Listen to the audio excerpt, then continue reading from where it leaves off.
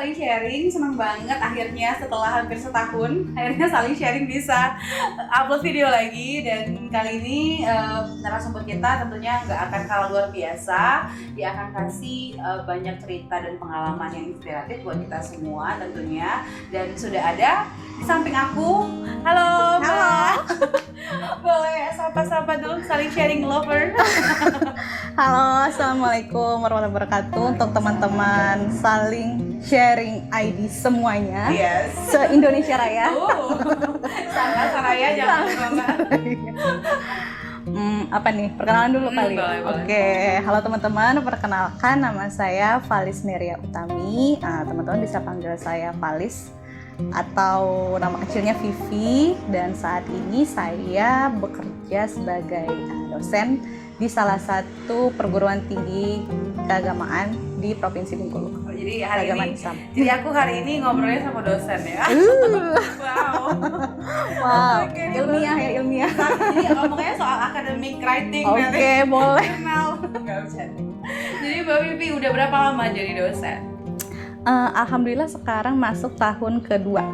Perasaannya selama jadi dosen, suka dukanya selama 2 tahun ini jadi dosen apa nih, Mbak? Perasaannya selama jadi dosen ya, yang pastinya karena dosen itu merupakan salah satu pekerjaan yang emang pengen waktu kuliah dulu emang pilihan karirnya salah satunya itu dosen. Jadi ketika sekarang dikasih kesempatan, alhamdulillah dapat kesempatan jadi dosen ya seneng. Tapi di balik senangnya itu ternyata baru tahu juga kalau jadi dosen itu ternyata lumayan. Gak semudah yang dibayangkan. Ya, gak semudah yang dibayangkan. Terus ternyata ada banyak responsibility lah. Kalau demand kayaknya responsibility yang benar-benar harus diselesaikan. Jadi nggak cuman kelihatannya mungkin kayak ngajar atau ngasih tugas gitu kan, tugas. Nyusahin mahasiswa. Enggak, tidak saudara-saudara. Tidak seperti itu sebenarnya. Jadi walaupun udah jadi dosen tetap belajar sih, gimana tetap belajar dan tetap banyak nanya dengan dosen-dosen senior untuk bisa lebih maksimal lah di pekerjaan ini gitu. Oke, tapi kalau ngajar itu sendiri udah jadi passion Mbak Vivi ya? Iya bisa dibilang kayak gitu. Jadi mungkin karena terlahir sebagai anak pertama, terus habis itu cucu pertama. Jadi tanggung jawabnya berat ya? Berat. Berat saudara. Jadi dulu tuh kayak yang diajar tuh kayak cuman adik, kadang-kadang kan ada sepupu-sepupu yang lain. Nah terus habis itu juga pada saat masih kuliah dulu, waktu S1 juga manfaatin waktu luangnya selain hangout dengan teman-teman. Iya kan? Hangout, terus satu ngerjain tugas bareng ya, salah satunya ya ngisi waktunya dengan ngajar les gitu, ngajar les privat.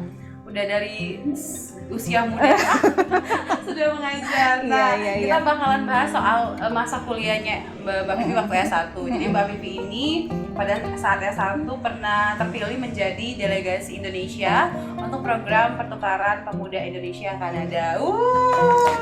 Tahun berapa sih Pak itu? Boleh ceritain nggak, Pak? Kalau dikasih tahu-tahu nanti ketahuan ya umurnya berapa. nanti disensor. Disensor ya.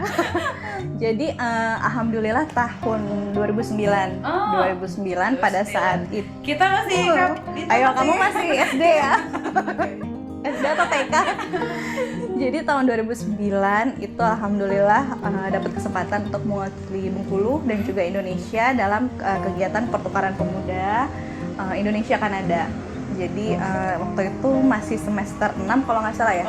Kalau nggak salah itu masih mau PPL, mau KKN, ya mau KKN, mau PPL. Terus pada saat itu ada seleksinya diumumkan gitu kan dari Dispora. Terus pada saat itu ya mau coba ikut karena beberapa senior di kampus juga alumni program yang sama. Nah pada saat itu berpikirnya kenapa nggak dicoba gitu, walaupun udah tahu sih bahwa seleksinya itu sangat lumayan ketat, berat, terus habis itu juga berhari-hari gitu kan. Ya wajar sih ya karena kan yang dipilihkan untuk mewakili Indonesia, jadi wajar nggak sembarang pilih. Terus pada saat itu ya udah ikut dan ternyata belum rezeki.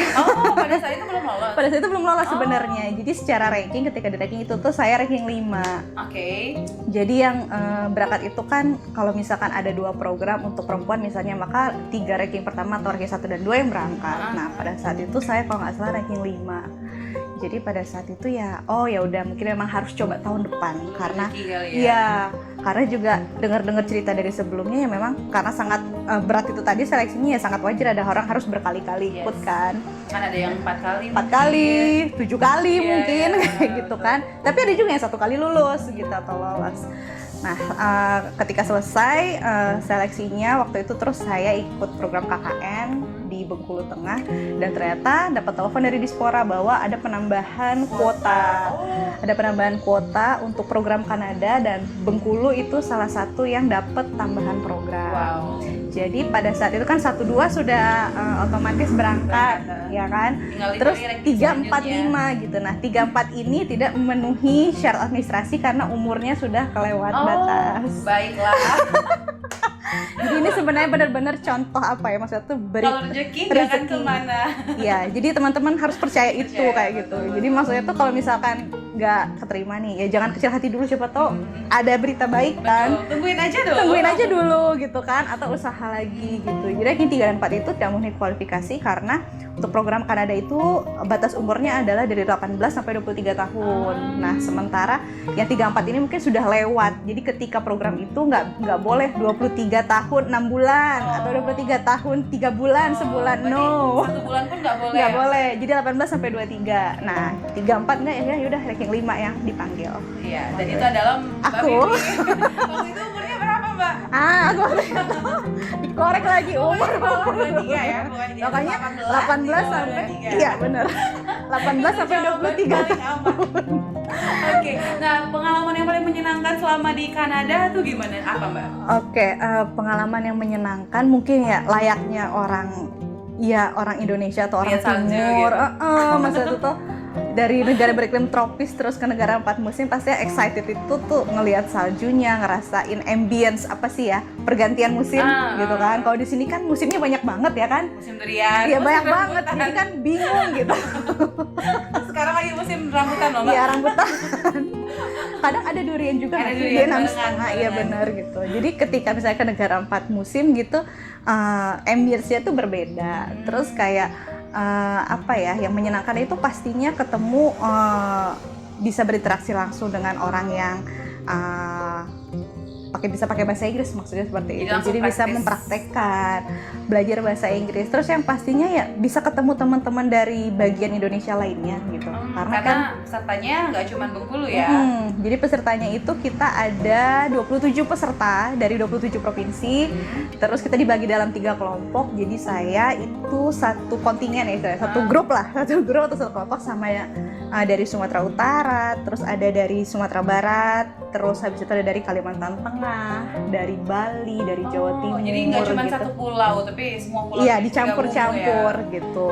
Terus itu sih pengalaman yang menyenangkan tuh, maksudnya bisa ketemu dengan orang yang berbeda budaya, terus berbeda kebiasaan. Terus kan program Kanada ini juga kita tuh dipasangkan dengan counterpart dari Kanada juga. Nah, jadi selama 7 bulan program itu kita ya sehari-hari menghabiskan waktu dengan counterpart kita dari Kanada ini, karena kita kan satu host family istilahnya itu. Jadi ada kita tinggal di satu rumah orang tua angkat, terus kita kayak interaksi bareng, terus habis itu lebih banyak ke sharingnya sih. Kalau program Kanada itu tuh sebenarnya kalau menurut saya inti programnya itu adalah menumbuhkan jiwa sukarelawan, volunteerism. Ya, jadi setiap program PPAN itu di bawah Kemenpora tuh ada kayak benang merah gitu. benang merah atau core core value-nya tuh apa, Iya, atau kegiatan intinya apa gitu. Kalau Kanada itu kayaknya lebih ke kayak volunteer. Makanya mungkin ada beberapa senior Kanada tuh yang kayak Kanada tuh program itu kayak kerja keras banget. Jalan dari sini ke sana. Iya, karena terus juga fase Indonesia kita itu kan lebih kurang sama kayak KKN. Jadi bener-bener kayak yang Gak bisa berleha-leha. gitu. Jadi kayak berinteraksi dengan masyarakat, menumbuhkan kayak empati. Terus habis itu kita juga ketika ngelihat isu atau challenge, kita berusaha untuk bagian part of the solusinya apa kayak gitu. Bagian dari solusinya apa yang bisa kita tawarkan gitu. Terus apa lagi ya, banyak sih kegiatan yang menyenangkannya banyak gitu, tetapi ya yang pastinya di luar segala kegiatan yang sangat menyenangkan, terus habis itu bisa ngerasain apa ya, maksudnya keluar negeri gitu loh, kayak gitu kan, kayak mungkin impian semua teman-teman. Pemerintah, gitu kan. Aduh, kayak gitu mau dong. Tapi sebenarnya itu tadi, maksud tuh ada banyak sekali rules, ada banyak sekali tanggung jawab yang harus diselesaikan selama program itu. Karena tadi membawa nama negara juga kan, Iya, jadi harus tanggung jawab juga ke negara. Iya, terus kan kayak apa ya, misalnya di salah satu tempat kerja saya, misalnya kayak saya work placement-nya pada saat itu atau kegiatan magang sukarelawannya itu di salah satu NGO yang fokusnya tentang family. Oh, oke. Jadi lebih family itu kayak apa ya, di bayangan teman-teman tuh kayak, jadi dia tuh kayak LSM yang fokusnya misalnya kayak untuk kesehatan ibu dan anak, bikin kelas-kelas preschool atau kelas preschool untuk di daerah, kalau di sana daerah-daerah desa lah gitu. Jadi misalkan di Bengkulu ini ada LSM-nya, terus dia setiap 1 bulan sekali atau 2 bulan sekali ke desa-desa di daerah Benteng atau desa-desa daerah Gabakmur untuk bikin preschool untuk anak-anak di sana. Karena kan nggak semua daerah-daerah itu bisa terjangkau dengan pendidikan anak usia dini gitu. Berarti bahkan di Kanada pun juga ada daerah kayak gitu. Ada. Kirain Cuman mungkin Kanada tuh kotanya aja, semuanya adalah tentang kota, urban, ya. gemerlap Iya. gitu kan, kayak di TV-TV. Enggak sih teman-teman, jadi sebenarnya walaupun negara maju dia juga ada desa-desanya, cuman mungkin bagaimana mereka mengelola desanya supaya bisa lebih berdaya dan lebih apa ya, nggak jauh tertinggal itu yang kayaknya mesti kita contoh. Nah salah satunya ya program itu tadi. Nah jadi kayak setiap sebulan sekali tuh saya harus ke kantor tuh sekitar jam 5:30 pagi gitu. Jadi kita loading semua barang-barang untuk bikin preschool. Gimana sih, loading makanan, snack anak-anak, terus loading mainannya, terus habis itu kan kadang kan ada orang yang donasi ya, karena pada situ mau ke musim dingin, ada mau donasi baju-baju hangat mungkin kayak gitu, karena selimut gitu-gitu ya mungkin nggak semua orang-orang di sana punya akses untuk dapat kayak gitu. Jadi kita loading barang-barang donasi, terus habis itu kita ke sana, perjalanannya sekitar 2-3 jam ya, sama lah ya kalau kita misalkan ke Benteng atau ke desa-desa gitu kan gitu. Terus nanti anak-anak di situ udah pada nunggu tuh sama orang tuanya gitu. Mereka kayak yang ada ini nih ibu guru dari ini kan. Kalau saya nggak ngajarinnya sih, cuman kayak bagian yang ngambil dokumentasi gitu, atau misalkan kayak bagian ini loh misalkan ada anak yang agak cranky atau apa, misalnya dibantu tenangin dulu, atau misalnya kamu yang ke toilet kayak gitu kan, guru BK iya gitu. Terus itu sih, terus selain itu juga kegiatan bekerjanya juga saya ini bersih-bersihin mainan. Jadi itu salah satu agenda rutin setiap selesai kegiatan dengan anak-anak, setiap harinya itu saya harus bersihin semua mainannya. Jadi semuanya itu harus disanitize. Jauh sebelum yang namanya hand sanitizer yang sekarang semua harus serba bersih, booming ya kan. Itu 2000 berapa lalu tuh orang-orang di sana tuh emang sudah jadi kayak kebiasaan mereka, kesadaran. Jadi setiap sore itu jadi kayak saya sama teman saya, counterpart saya juga yang dari Quebec itu kan, kita bagian bersihin mainannya. Jadi semua mainan itu direndam dalam larutan disinfektan, terus habis itu dikeringin, diangin-anginin. Terus kita bagian yang bersihin semua gagang pintu. Gagang pintu. Terus semua kabinet gitu kan ada iya kan, ada handle-nya gitu, itu harus dibersihin. Jadi SOP-nya tuh jelas dan nggak terfikir gitu kan. Maksudnya kan itu kan yang datang paling cuma 2-3 orang gitu, tapi setiap sore semuanya harus. Terus itu setiap sore harus dibersihin. Gitu. Luar biasa ya. Iya, terus makanya jadi kayak yang ini kerjaan kita gini banget. Mungkin kita ngeliatnya kayak gini banget, tapi ya begitulah memang harusnya mungkin ya SOP, gimana kita taat dengan aturan, gimana mau membentuk. Misalnya nih kita kan yang diajar atau yang datang itu kan anak-anak early childhood umur 2 atau 3 tahun gitu. Gimana kita expect mereka nanti ketika dewasa jadi orang yang peduli kebersihan, peduli dengan kesehatan. Kalau dari kecil kita ajarin misalkan kayak gitu kan. Jadi habis sebelum snack harus temenin mereka cuci tangan dulu, diajarin. Terus sesudah ini ya kita sebagai yang adultnya ya harus contohin gitu. Karena memang harus jadi teladan ya Mbak ya. Karena anak-anak itu nggak bisa cuma diomongin aja. Iya diomongin, cuci tangan gitu. gitu. Ntar dia gini-gini aja. Karena kita udah makan aja. Udah makan aja, benar. Terus apa lagi ya? Oh iya, satu lagi kegiatan yang menyenangkan selama saya kerja ini ya, itu ketika kita ada yang namanya visiting library. ngunjungin perpustakaan. Jadi di situ kan ada kayak di sini perpustakaan daerah ya. Nah, surprisingly kalau kita ke sana itu tuh udah banyak juga orang yang ngantri gitu. Maksudnya tuh orang tua yang ngajak anak-anaknya, bahkan yang masih newborn dia bawa gitu. Maksudnya masih bayi tuh dia bawa untuk ikut.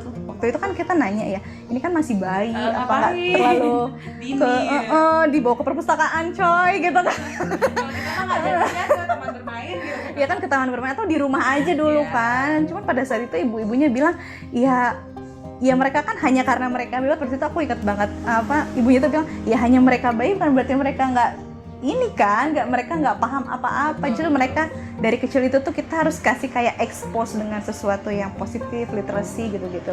Terus kayak mikir, wah, kayak mindsetnya makin terbuka ya. Jadi kayak mungkin kebiasaan orang situ yang akhirnya sampai sekarang tuh kayak berdampak ya. Maksudnya tuh konsep tentang pentingnya literasi, pentingnya pendidikan usia dini, kebersihan, kesehatan gitu. Sesuatu yang mungkin kita tuh kayak take it for granted di sini. Kayak misalnya, alah anak-anak nggak usah inilah kayak gitu kan. Nanti juga diajarin sama gurunya. Padahal sebenarnya yang banyak waktunya itu kan orang tuanya, dan orang tuanya itu harusnya yang jadi role model. Guru pertama anak adalah orang tuanya.